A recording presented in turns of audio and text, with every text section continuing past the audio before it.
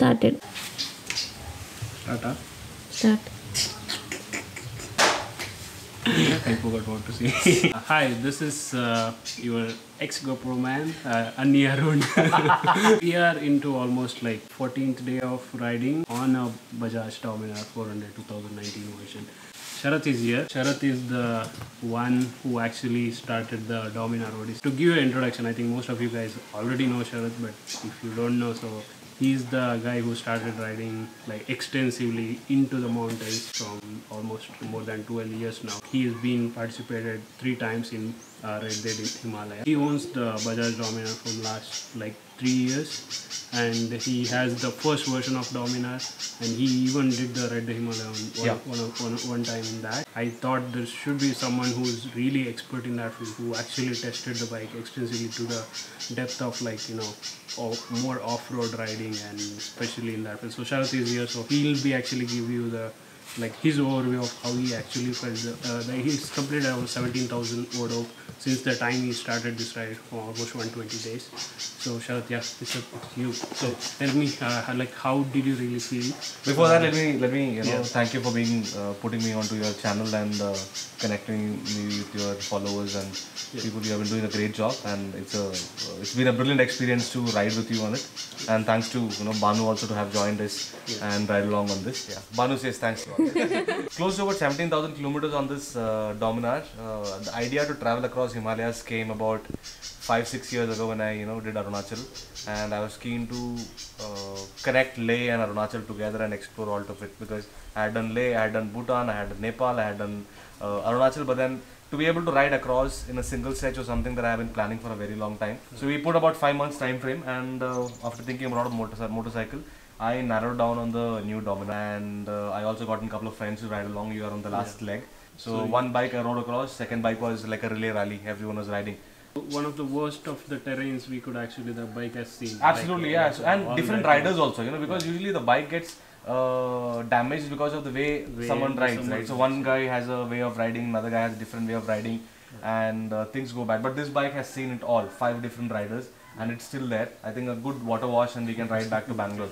I think we might have to do that because most of the flight service is shut down. So we might have to do that. 17,000 odd kilometers, this is done about 15,500. Thankfully the bike has been performing very, very well. Zero breakdown, zero problems. We ensured the bike was serviced at a proper city. Every time we managed to land up in Delhi or Uttarakhand, or let be somewhere at the borderlines of Nepal and Siliguri for the matter. And apart from that, we have not spent any money on the motorcycle, apart from few things that we put a crash guard, we have put a saddle stay for the bags and the boxes, and dual sport tires. I put in Timson here, and I've also put a windshield, because earlier we didn't need a windshield for the kind of rides we're doing in the Ladakh and stuff. But here I knew we might do a bit more of highway, so we plonked a carbon racing windshield also.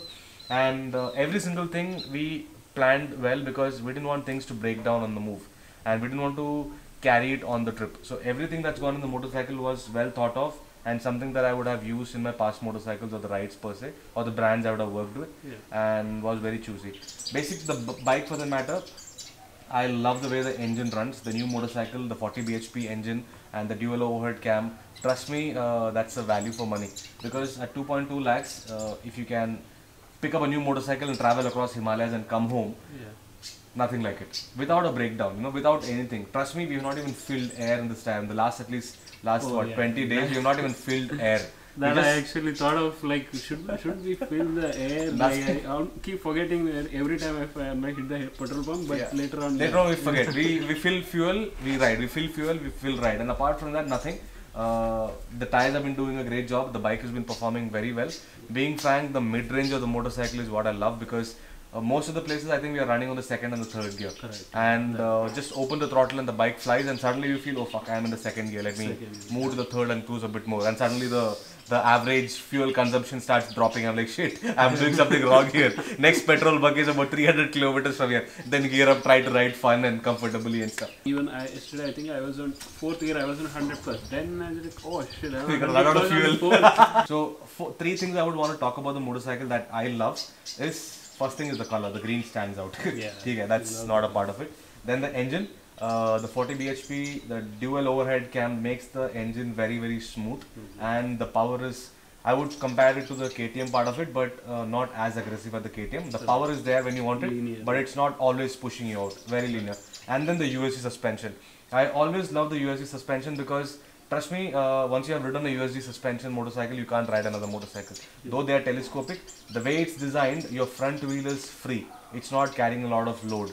And every time you go through a speed breaker, a pothole or a jump, whatever, the suspension is already working for you. You don't have to put a lot of effort. Some of the stretch where we had like off-road stretch, like it was amazing. We had to slow down only whenever there is like a series of jumps. Yeah.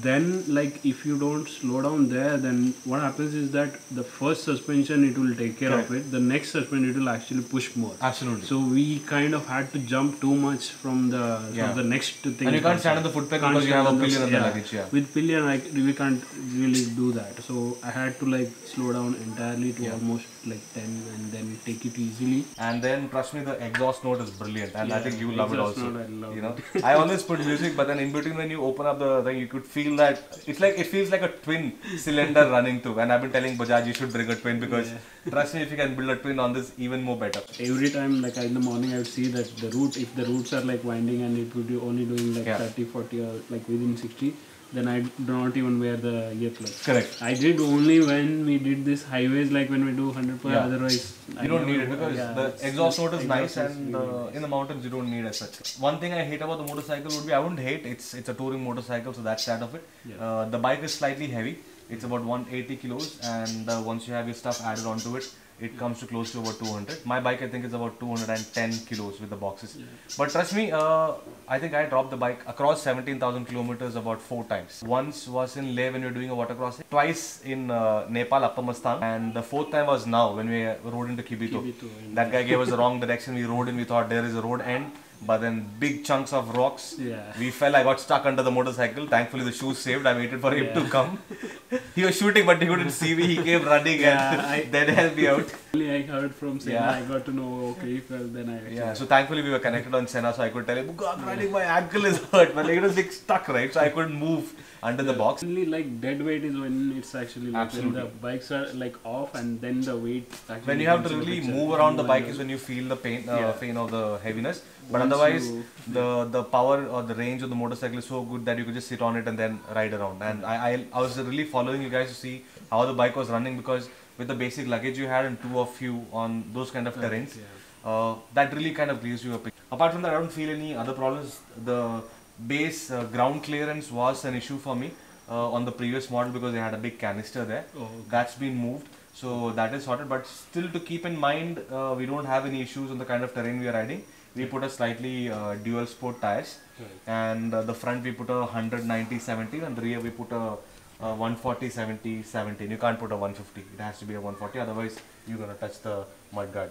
So with this change of tires, we got slightly more wall clearance on the tire, and which increased the bike's ground clearance, and that really helped. And also, trust me, we have done 17,000 kilometers on the motorcycle, and we have not broken the alloy. That is something that I want to tell people. I don't know how you guys break alloy wheels. I was also not sure, because every time someone says alloy wheel breaks, I'm like, shit, I'm not going to put. And we put a spoke wheel on the previous setup. I'm going to continue with this because with the alloy you have a tubeless functionality, and with the spoke you don't have. And if I could run 17,000 kilometers across mountains with these set of alloys, I don't have to worry. I mean, I'm sorted. Especially for touring, like unless you are like a really skilled one and you know how to actually like fix the motorcycle even on spoke for the tire punctures. Otherwise, don't go to actually change the spokes. Like the alloys will actually save you to at least go until the next. I mean, and even you can fix it yourself. It's a 5 minutes job. I mean, we not put those slime inside the tire for that matter. We are carrying a small kit from the brand called Slime. As in when you have puncture, we could put it and fix it. It just takes 5 minutes. We are playing the Khatron Ka Khiladi there, but then trust me, in the whole trip, we have had 2 punches. That too on my bike. What we realize is the bike is capable of doing something. We are capable of doing something. Keep it at 80%. 80% of the motorcycle, 80% of you. That way, whenever you get bored, you could always push that 10-20% of you and the bike, and that's fun. How did you feel it like on lower RPMs and higher RPM? Like I loved it. Trust me, the lower RPM, I loved it at Sanskar when you were playing around. I had my boxes, and at the second gear, I was just gliding around. The roads were so bad. Second gear, I think 3000 or 4000 RPM, literally playing around. And I had to look at this auto and say, oh, I'm second gear. Then I had to shift up. I didn't feel the necessity to shift up at all or shift down. The bike was just comfortably running. I think the EFI system is running very good.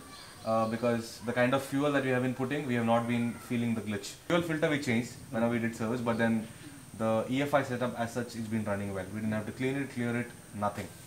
The lights could improve a bit, but I think you can always add on an extra light. But lights, I think. Yeah, so straight is fine, but the spread could be a bit more better. I mean, most of them wouldn't really feel it because they could add lights. But I think a stock motorcycle as such, the lights could be improvised. And I would say the seating also has improved compared to the old Dominar. A lot of people don't talk about the seats. First thing that anyone buys a motorcycle, they do is they'll add on those air seats. Or on this, I don't think we have felt the need of it. And the rear seat, Banu is going to talk about it. Because it's not really great, but it's still an improvement from the previous one. The front seat, trust me, the rider seat, I'm loving it. The rear suspension is softer compared to the previous Dominar. So if you're planning to take a lot of luggage, you will have to stiffen it a bit. Otherwise, no. I'm really stunned with the front USD suspension. It's not leaked till date. Correct, we are not carrying extra. Only thing that we are carrying on this trip, if you check my luggage, you would see a set of foot peg and a set of brake and gear lever. Foot lever. And actually, then even I thought, like, I dropped like 3 times. Yeah. I thought one of them is going to break down. At least the last Correct, one, yeah, I thought that one is broke.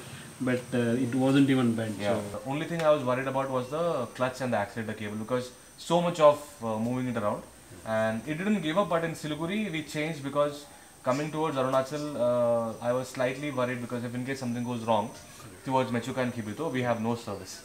So I thought let's change it. That is being changed. We got the service center. Like we did. Fuel range, I would love it if it can be improved a bit. I think it should give you about 240 kilometers as such. Windshield and everything. The stock windshield is nice too, but when you start doing the highways, you need slightly more wind deflection. The bike doesn't overheat. The bike doesn't shut down. Important when you're traveling a lot because it doesn't overheat. I never really noticed. We're using the stock oil, stock coolant, stock everything. And apart from whatever you see outside, we have not done any changes. Air filter was changed every 5,000 kilometers because we were riding in a lot of dusty conditions. Fuel tank. It's a 13-liter tank, but I think the usable is close to about 11.5 or so. So if you're on a good day, you would get about 27, and that is about 270 kilometers. But I think with the kind of stop and go, clutch and declutch, we have been getting about 200 range. And brakes?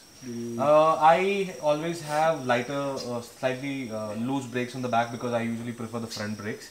So I've been happy. They're not sharp like other premium motorcycles, but then they're doing a great job.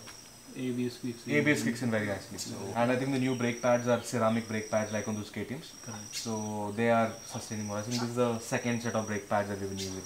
So this bike has been having the first set of tires, 16,000 kilometers, one set of tires, one set of chain, one set of suspension, one set of second set of brake pads. Okay. And third set, because Upper Mustang we had used, so third set of brake pads.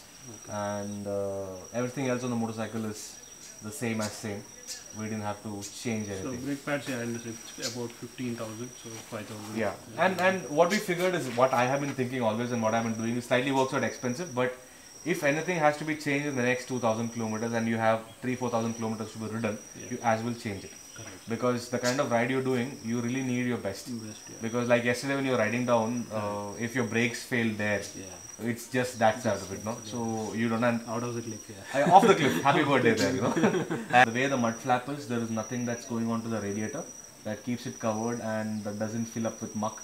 Which means the radiator is running clean. I think there is a lot of nitty-gritty that's gone into the motorcycle. Trust me, what I loved the best is this piece that they have given behind the mudguard. Oh yeah. This protects the whole USD from all the muck and dirt that can come from the back. Because most of the bikes don't have it, you have to put an extra boot. And I'm sure someone who designed it thought well about it. Otherwise, that's another 2,000, 3,000 rupees that you have to invest once you have a new motorcycle. KTM doesn't have that. Okay. KTM just has the flaps and that's open. That way... I put that cover around it. One question last.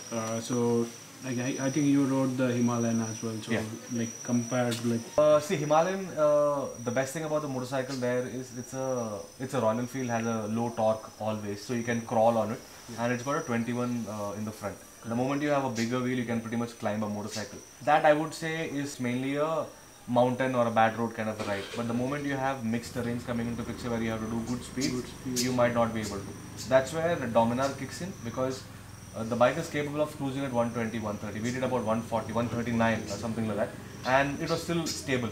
And you could do 120 the whole day, no problem.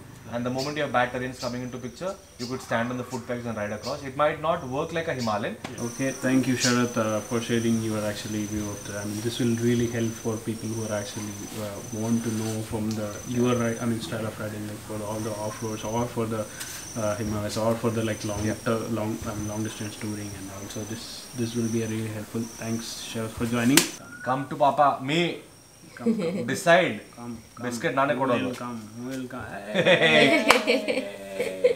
He also fell for the dumbbell game. Hey, careful. He'll bite. Yeah. Now come to me, Dad. Please. Please. Okay, go. See, I told. Okay, that's all there. Thanks for watching. Okay, yep. That's all. Have fun riding. Have fun riding. Come. Off mode. That also. Come.